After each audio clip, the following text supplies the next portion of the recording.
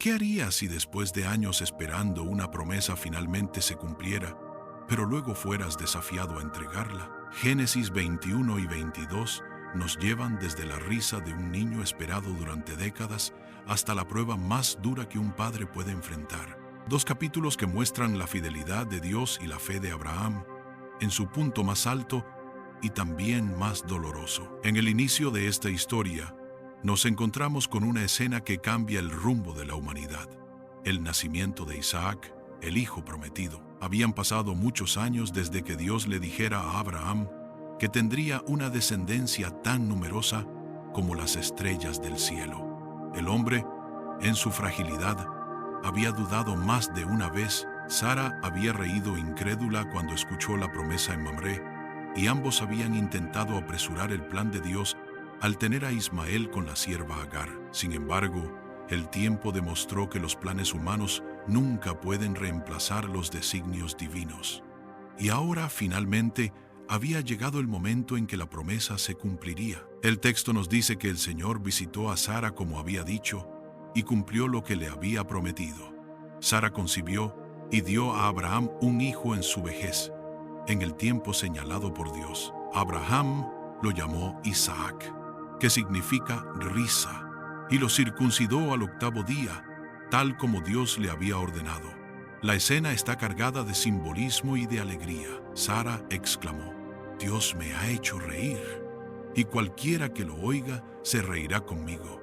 Aquella risa, que antes había sido de incredulidad, ahora se transformaba en risa de gozo. El nacimiento de Isaac no fue solo un acontecimiento familiar, fue la confirmación de que Dios cumple sus promesas, aunque parezcan imposibles. Para entender la magnitud de este hecho, tenemos que recordar el contexto cultural del Antiguo Oriente. En aquella época, la descendencia no era solo un anhelo personal, era la forma en que el nombre de una familia continuaba, la garantía de protección en la vejez, la seguridad de que habría quien cuidara de la herencia. La infertilidad se consideraba una afrenta social, una especie de vergüenza. Sara había cargado esa carga por décadas, y ahora, al sostener en brazos a Isaac, veía borrada su afrenta y transformada en honra. En una cultura donde la descendencia definía el futuro, el nacimiento de Isaac era un milagro que confirmaba la fidelidad de Dios. Lo maravilloso es que esta historia no nos muestra a una mujer perfecta ni a un hombre impecable, sino a un matrimonio que dudó, que intentó forzar las cosas, que incluso se rió de la promesa, pero que al final experimentó la fidelidad de Dios. Y esa es una lección que sigue siendo válida hoy. No importa cuántas veces el hombre tropiece en su caminar, la fidelidad divina no falla. Podemos imaginar la celebración en el campamento de Abraham. Siervos, familiares y amigos se unieron en la alegría. La risa de Sara se expandió a todos, porque Isaac representaba esperanza, vida y futuro. Era la señal visible de que Dios cumple, de que nada es imposible para Él. Esa risa de gozo resonaba como un eco de lo que ya habíamos escuchado en Mamré, cuando uno de los visitantes preguntó: ¿hay algo imposible para Dios? Ahora la respuesta estaba allí, en los brazos de una anciana que amamantaba a su hijo. Si recordamos lo que ya vimos en los capítulos anteriores, podemos ver la continuidad perfecta de la historia. En Génesis 18, Abraham intercedía por Sodoma mientras recibía la promesa renovada de un hijo. En Génesis 19, vimos el juicio sobre Sodoma y la salvación de Lot. En Génesis 20, vimos a Abraham tambalear nuevamente en su fe frente a Abimelech. Y ahora, en Génesis 21, llegamos al cumplimiento de la promesa. La narrativa nos muestra con claridad que, más allá de las caídas del hombre, Dios cumple su palabra en el tiempo que Él dispone. Este relato también nos invita a reflexionar sobre la espera. Abraham y Sara habían esperado durante décadas. La espera no fue fácil.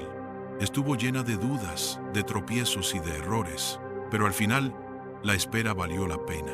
Porque cuando Dios actúa, lo hace de una manera que no deja dudas de que solo pudo ser obra suya.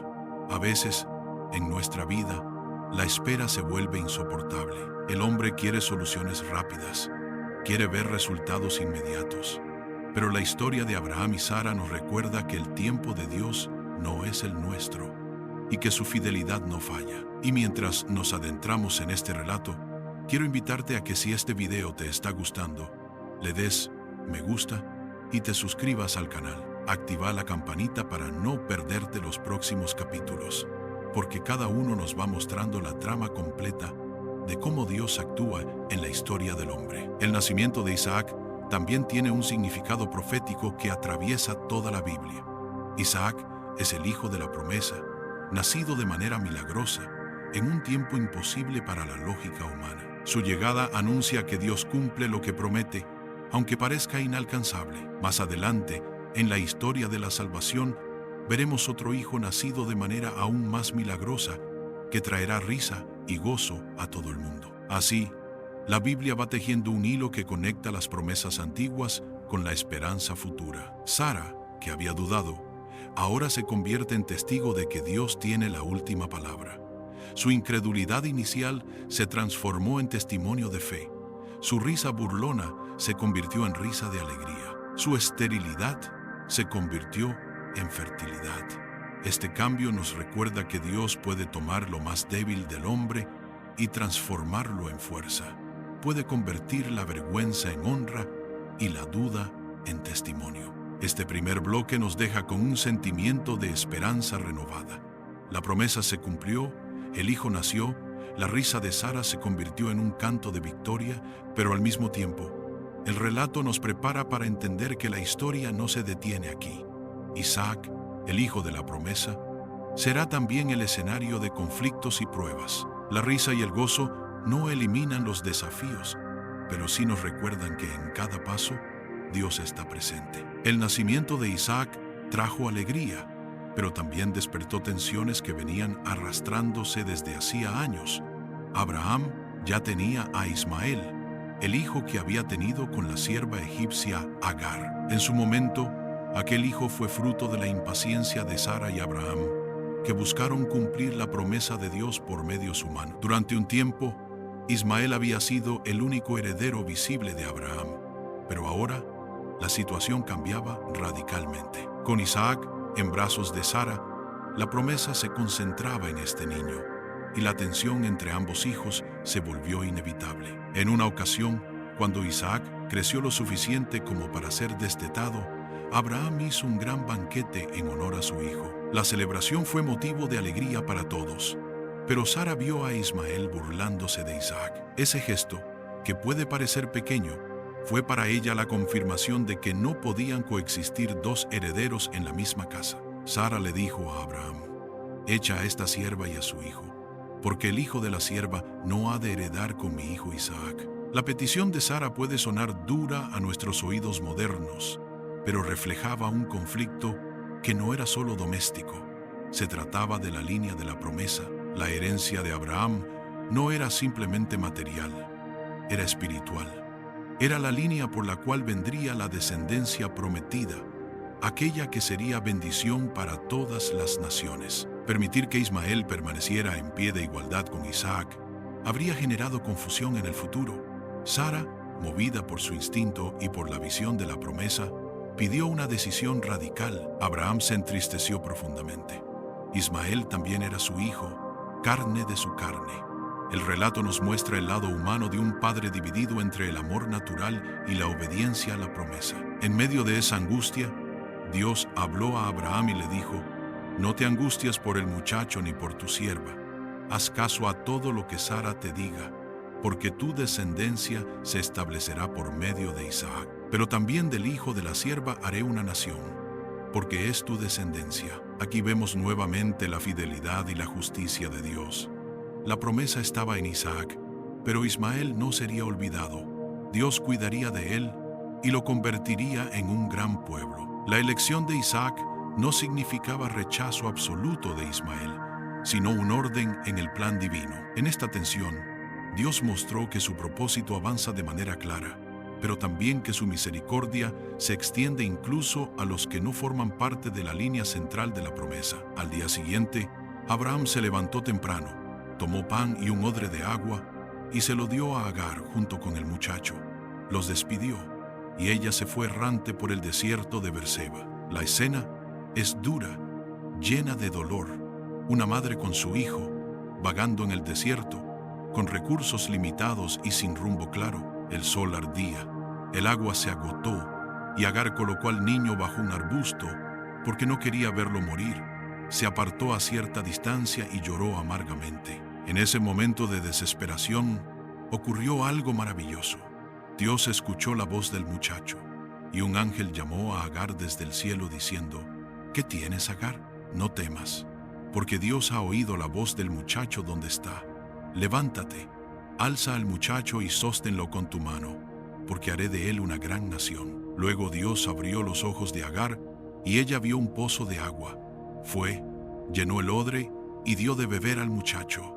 Ismael creció, habitó en el desierto y se convirtió en un arquero. Más adelante, su madre le consiguió mujer de Egipto. Este episodio nos deja varias enseñanzas profundas. La primera es que Dios no olvida a nadie.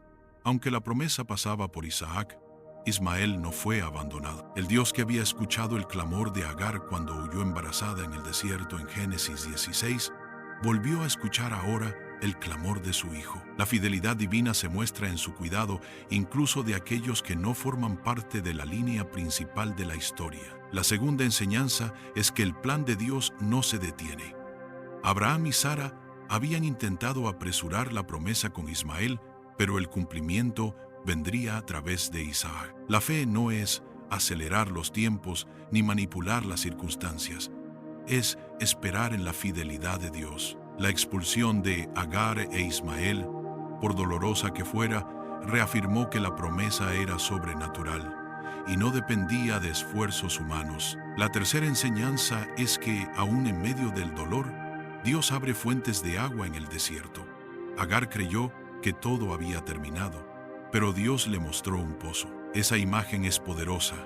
Cuando el hombre cree que todo está perdido, Dios abre caminos de vida donde parecía no haber nada. El desierto se convierte en lugar de encuentro con la misericordia. Si miramos hacia atrás, vemos cómo cada capítulo del Génesis refuerza la misma verdad desde distintos ángulos. En el diluvio, Dios preservó vida en medio del juicio.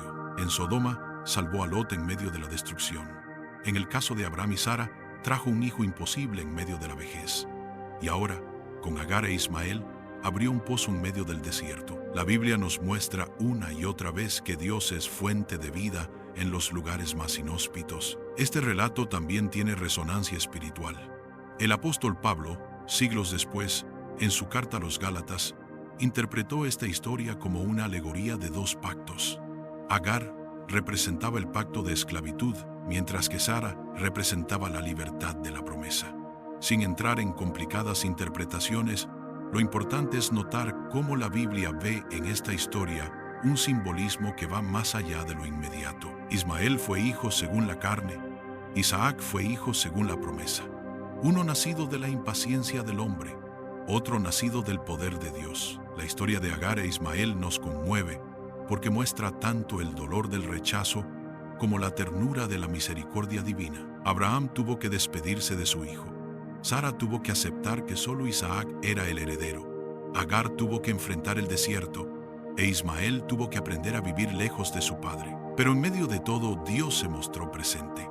La promesa no anuló la compasión, y el plan divino no excluyó la misericordia. Este bloque nos prepara para lo que viene. Después de la alegría del nacimiento de Isaac y el dolor de la separación de Ismael, veremos a Abraham enfrentarse a nuevas pruebas, nuevas alianzas y finalmente a la prueba más grande de todas. La tensión crece porque ahora Isaac, el hijo prometido, no solo es el centro de la alegría, sino también el protagonista de un desafío que pondrá a prueba la fe hasta sus límites. El relato continúa mostrándonos cómo Abraham, además de ser padre de la promesa, también se movía en un mundo lleno de relaciones políticas y pactos que aseguraban la convivencia entre pueblos. En la tierra de Gerar, donde vivía el rey Abimelech, surgió un conflicto que marcaría el rumbo de las relaciones entre Abraham y los pueblos vecinos. Abimelech, acompañado de su general Ficol, se acercó a Abraham y le dijo: Dios está contigo en todo lo que haces. Júrame aquí mismo por Dios que no me engañarás, ni a mí, ni a mis hijos, ni a mis descendientes. haz conmigo y con esta tierra donde has habitado como extranjero la misma bondad que yo he hecho contigo. Abraham respondió afirmativamente y aceptó jurar. Sin embargo, antes planteó una queja. Los siervos de Abimelech se habían apoderado de un pozo de agua que pertenecía a Abraham. En aquella cultura, los pozos eran símbolo de vida, propiedad y permanencia. En tierras áridas, tener un pozo no era un lujo, era una necesidad vital. Controlar el agua significaba controlar la vida, el comercio y la permanencia en la tierra. Por eso, el reclamo de Abraham era justo. Sin acceso al agua, no había futuro para su gente ni para sus rebaños. Abimelech respondió que no sabía quién había hecho tal cosa y que no se lo habían informado. Para sellar el pacto, Abraham tomó ovejas y vacas y se las dio a Abimelech, y ambos hicieron un acuerdo. Pero Abraham apartó 7 corderas del rebaño. Abimelech, curioso, le preguntó qué significaban esas 7 corderas que había puesto aparte. Abraham explicó: recibe estas 7 corderas de mi mano como testimonio de que yo cavé este pozo. Así, aquel lugar fue llamado Beersheba, que significa pozo del juramento o pozo de las 7, porque allí ambos habían jurado. Este acto tiene un profundo valor cultural. Los pactos en el Antiguo Oriente no se firmaban en papel, se sellaban con símbolos y sacrificios: entregar animales, apartar corderas, levantar altares o erigir piedras eran formas de dejar una marca visible del compromiso. En este caso, las 7 corderas apartadas fueron la señal de que el pozo pertenecía a Abraham y que ese derecho quedaba reconocido públicamente por el rey. De esta manera, Abraham aseguró no solo agua para su familia y sus rebaños, sino también un testimonio de que Dios estaba con él en todo lo que hacía. Después del pacto, Abimelech y su general regresaron a la tierra de los filisteos. Abraham, por su parte, plantó un tamarisco en Beerseba y allí invocó el nombre del Señor, el Dios eterno. Este detalle es hermoso. Mientras el pacto con Abimelech aseguraba la convivencia con los hombres, Abraham levantaba un testimonio visible de su pacto con Dios. Plantar un árbol en medio del desierto era un símbolo de permanencia, de arraigo, de esperanza en medio de la aridez. Invocar el nombre de Dios en ese lugar era reconocer que, más allá de pactos humanos, la verdadera seguridad venía del Creador. El pozo de Beerseba se convirtió en un punto de referencia para Abraham y sus descendientes. Siglos más tarde, volveremos a escuchar hablar de Beerseba en la historia de Isaac y Jacob. Ese lugar, marcado por un pacto y un árbol, quedaría grabado en la memoria de Israel como señal de la fidelidad de Dios en la tierra de la promesa. Hasta aquí, Génesis 21 nos ha mostrado un contraste de escenas. Primero, la alegría del nacimiento de Isaac. Luego, el dolor de la separación de Agar e Ismael. Ahora, la seguridad de un pacto y la invocación del nombre de Dios en Beerseba. En cada etapa, Dios se manifiesta de una manera distinta, como aquel que cumple, como aquel que escucha en el desierto y como aquel que asegura la tierra de sus escogidos. Pero la historia no se detiene. El capítulo siguiente, Génesis 22, nos llevará al momento más decisivo de la vida de Abraham. Después de haber recibido el cumplimiento de la promesa en Isaac, después de haber experimentado la misericordia y la provisión de Dios, vendrá la prueba más dura de todas. El relato nos dice que Dios probó a Abraham y le pidió que ofreciera a Isaac, su único hijo, en sacrificio. La tensión de la historia alcanza aquí su clímax. Todo lo que Abraham había vivido lo preparaba para este momento. Este giro en la narrativa nos sorprende porque parece un contraste imposible. El mismo Dios que había prometido y cumplido, el mismo Dios que había hecho reír a Sara con un hijo en su vejez, ahora le pedía a Abraham que lo entregara. No era cualquier hijo, era el hijo de la promesa, aquel del que dependía todo el futuro, aquel en quien descansaba la palabra de Dios. ¿Cómo podía Dios pedir tal cosa? ¿Cómo podía Abraham responder? La historia nos prepara con suspenso para lo que viene. Si hasta aquí hemos visto la fidelidad de Dios en el cumplimiento de la promesa, ahora veremos la fidelidad de Abraham en la obediencia más radical. El pacto con Abimelech cerró un capítulo de estabilidad, pero el sacrificio de Isaac abrirá un capítulo de fe absoluta. Este bloque nos deja justo en la frontera entre la seguridad y la incertidumbre, entre la risa de Isaac y el cuchillo en Moría, entre el pozo de Beerseba y el altar del sacrificio. Y nos invita a seguir atentos, porque lo que viene no es solo una prueba para Abraham, sino un mensaje eterno para el hombre. Después de todo lo vivido, cuando parecía que la historia de Abraham había alcanzado estabilidad con Isaac en sus brazos y un pacto asegurado en Beerseba, ocurrió algo que nadie podía esperar. El relato nos dice que Dios probó a Abraham, lo llamó por su nombre y él respondió: aquí estoy. Entonces vino la orden más sorprendente y dura: toma ahora a tu hijo, tu único, a Isaac, a quien amas, y vete a la tierra de Moría y ofrécelo allí en holocausto sobre uno de los montes que yo te diré. Las palabras resuenan con fuerza: tu hijo, tu único, a quien amas. Isaac no era cualquier hijo, era el hijo de la promesa, el milagro que había hecho reír a Sara, el heredero de todo lo que Dios había dicho.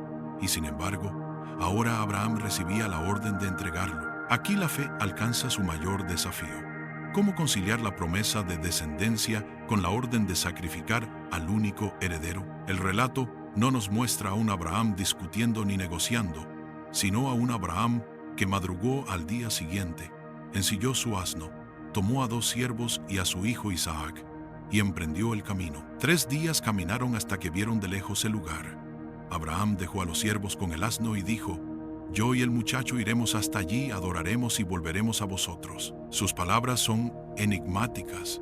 Sabía lo que iba a hacer, pero también mostraba una fe implícita en que, de alguna manera, él e Isaac volverían. La carta a los Hebreos, siglos después, interpretaría que Abraham creía que Dios podía levantar a Isaac de entre los muertos. La fe de Abraham no era irracional. Era confianza en que el Dios que había dado vida a un vientre muerto podía también devolver la vida si era necesario. Abraham tomó la leña del holocausto y la puso sobre los hombros de Isaac, mientras él llevaba en sus manos el fuego y el cuchillo. El cuadro es profundamente simbólico. El hijo cargando la leña del sacrificio, como un anticipo de otro hijo que siglos después cargaría sobre sus hombros la cruz, caminaban juntos. Y en medio del silencio Isaac habló: Padre mío. Abraham respondió: aquí estoy, hijo mío. Entonces Isaac preguntó: he aquí el fuego y la leña, pero ¿dónde está el cordero para el holocausto? La pregunta atraviesa el corazón del lector. Isaac no sabía que él mismo era la ofrenda. Abraham respondió con fe: Dios se proveerá de cordero para el holocausto, hijo mío. Y siguieron caminando juntos. Al llegar al lugar, Abraham edificó un altar, puso la leña, ató a Isaac y lo colocó sobre el altar. La tensión alcanza su punto máximo. El cuchillo en su mano levantada simboliza la obediencia absoluta, la fe llevada hasta el límite. Pero en ese instante, la voz del ángel del Señor lo detuvo: Abraham, Abraham, y él respondió: aquí estoy. La voz dijo: no extiendas tu mano sobre el muchacho ni le hagas nada, porque ahora sé que temes a Dios, por cuanto no me rehusaste a tu hijo, tu único. Abraham levantó la vista y vio un carnero trabado en un zarzal por sus cuernos. Lo tomó y lo ofreció en lugar de su hijo. Llamó a aquel lugar: el Señor proveerá.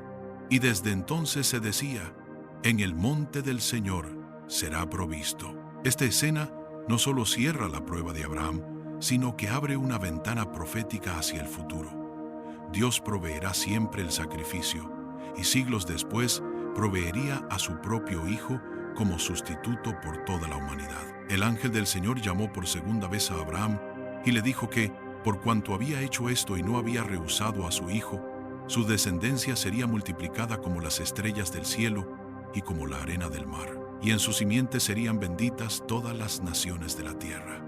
La promesa se reafirma y se expande. Abraham volvió con sus siervos y juntos regresaron a Beerseba, donde continuó habitando. Este capítulo es uno de los más profundos de toda la Biblia. Nos muestra que la fe verdadera no es solo creer en la promesa cuando se cumple, sino estar dispuesto a confiar incluso cuando parece que la promesa se contradice. Abraham no entendía cómo se resolvería todo, pero confió en que Dios proveería. Y así fue.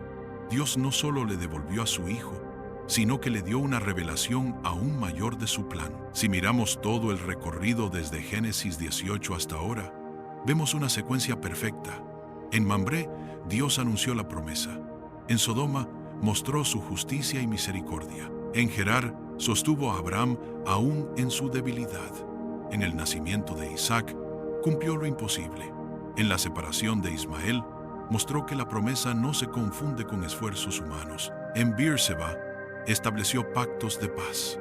Y en Moría, reveló que la fe alcanza su mayor expresión en la entrega confiada. Cada capítulo nos prepara para el siguiente, y juntos forman un tapiz en el que la fidelidad de Dios se entrelaza con la respuesta de fe del hombre. Si este video te gustó o te sirvió para comprender mejor estos relatos, te invito a darle me gusta, a suscribirte al canal y activar la campanita para no perderte lo que viene. Seguimos avanzando en el libro del Génesis, y cada episodio nos muestra verdades que siguen siendo actuales para nuestra vida. Lo que viene después de esta gran prueba son nuevas generaciones, nuevos caminos y la continuidad de la promesa a través de Isaac y Jacob. Pero no podemos dejar este capítulo sin una reflexión personal. Abraham estuvo dispuesto a entregar lo que más amaba, y Dios, en su fidelidad, no solo le devolvió a Isaac, sino que reveló que él mismo proveería el sacrificio. Quiero dejarte con esta pregunta. ¿Qué harías vos si Dios te pidiera poner en sus manos lo que más amas? Aquello que representa tu futuro, tu esperanza y tu promesa.